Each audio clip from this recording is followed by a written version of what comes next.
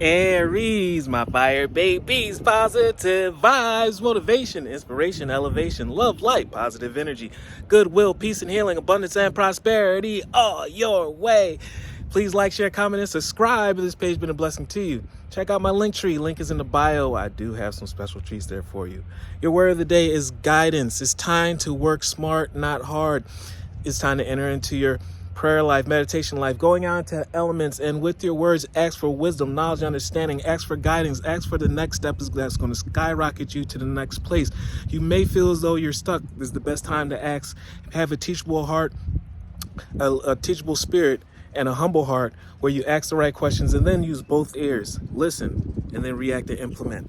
In times of uncertainty, I ask God to guide me to the light in my being. I am directed to doors that will open for my inner freedom, and I step forward in trust. I release my faith to God, and my faith is rewarded. Get ready to be rewarded as long as you are able to be humble enough to ask for guidance and accept it and implement it.